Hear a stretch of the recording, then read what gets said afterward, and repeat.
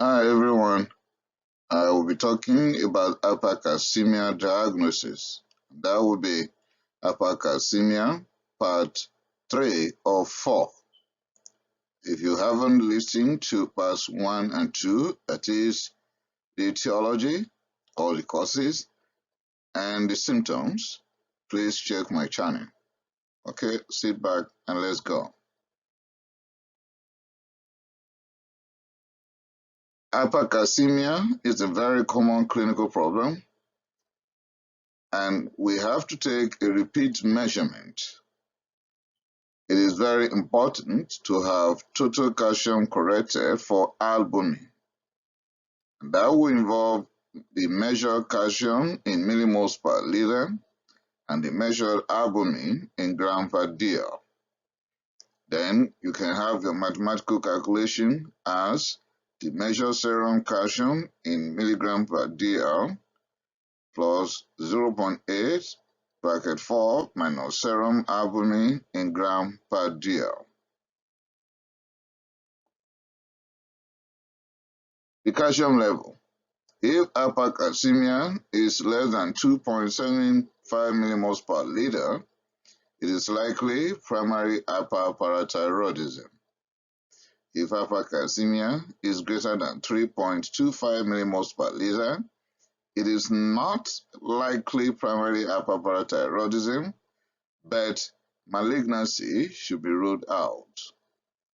Our concern is about raised ionized or raised free calcium level. About 45% of calcium is bound to albumin in the serum.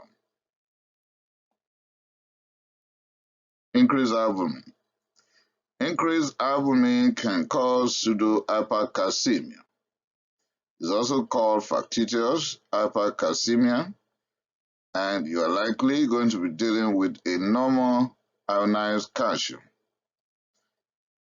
In this case, we'll be dealing with increased protein binding, with elevation in total serum calcium, and it occurs mostly in severe dehydration and multiple myeloma paraproteins.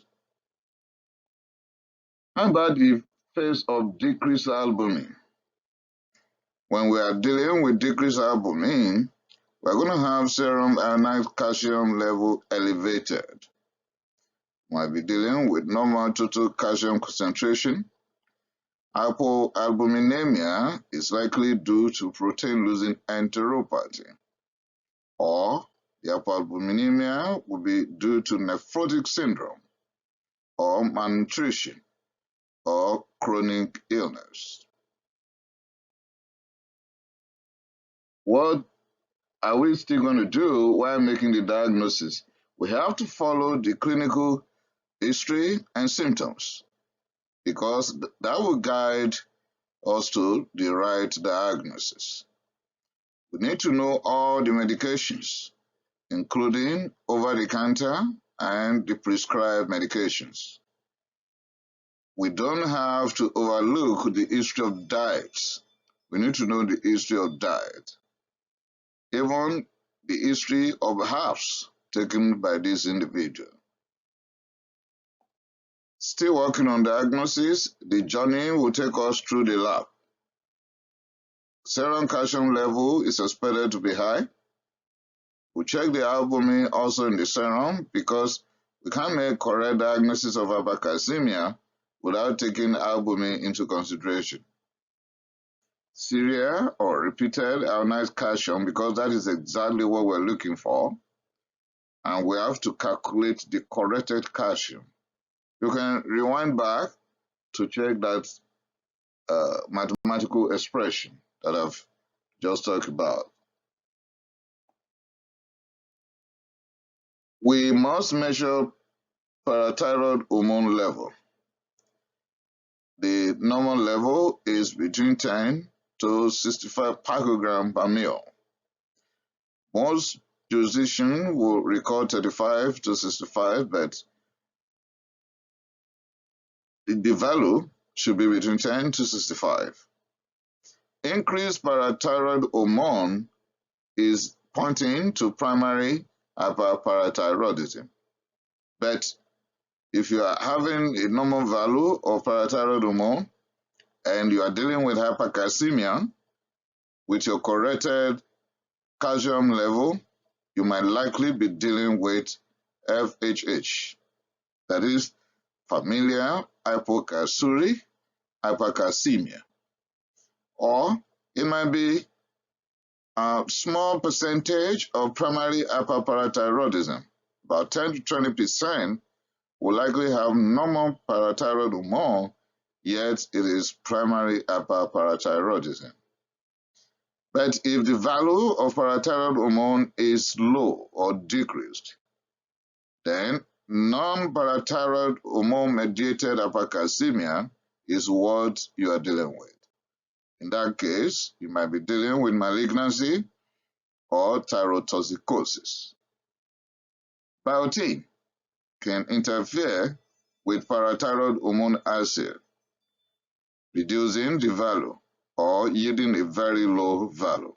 So you need to take the history of biotin use in this person before taking the assay of parathyroid hormone.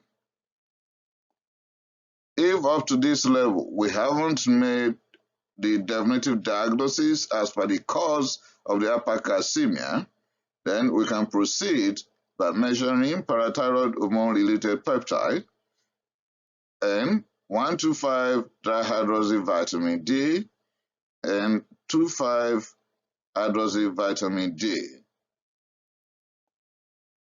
Okay, if you have measured your parathyroid hormone-related peptide and it's very high, but your parathyroid hormone is normal, you are likely dealing with humoral hypercalcemia of malignancy. But if your parathyroid hormone-related peptide is low and your parathyroid hormone is normal, you need to know the level of 1,2,5-dihydroxyvitamin D. If the value of your 1,2,5-dihydroxyvitamin D is high, then your diagnosis is likely going to be vitamin D intoxication. But if the value of 1,2,5-dihydroxyvitamin D is not high, is not raised, then you need to measure serum protein electrophoresis and urine protein electrophoresis. If the value of the above, that is serum protein electrophoresis and urine protein electrophoresis, is abnormal, you are likely dealing with multiple myeloma. If the value is normal, then you are likely dealing with vitamin A intoxication or hyperthyroidism. Also, you need to take the measurement of 24-hour urinary calcium, or you do calcium to creatinine ratio. If you have low parathyroid hormone, if it's less than 20 picogram per ml, you need to measure your parathyroid hormone-related peptide and vitamin D metabolites. That will help you to assess for hypercalcemia of malignancy and vitamin D intoxication. You need to assay your thyroid stimulating hormone. In that case, you want to rule out hyperparathyroidism when the value is low. The level of vitamin A will be good to be assayed. Also noteworthy is checking for the metabolites of vitamin D. In that case, you'll be dealing with 1,2,5-dihydroxyvitamin D, and if it is increased, then you need to take chest X-ray. Chest X-ray will help you to rule out sarcoidosis or malignancy. You also check for granulomas in bone marrow, also granulomas in pulmonary, renal, hepatic, and ocular system. Hence, you will need the services of CT and ophthalmoscopy. Serum phosphate and urinary phosphate. you need this in the face of hypophosphatemia and hypercalcemia. That is what is expected. We are dealing with hypercalcemia, right? So you need to know the serum phosphate level and the value in the urine. But if phosphate is normal or increasing, I've just said the expected situation is hypophosphatemia in the face of hypercalcemia. But if you're now dealing with high phosphate or normal phosphate, then you need to rule out granulomatous diseases, rule out vitamin D intoxication, ask about history of mobilization because immobilization can give you that. You have to rule out thyrotoxicosis. That is why your thyroid stimulating hormone level must be acid. It might be Mink alkali syndrome or metastasis to the bone.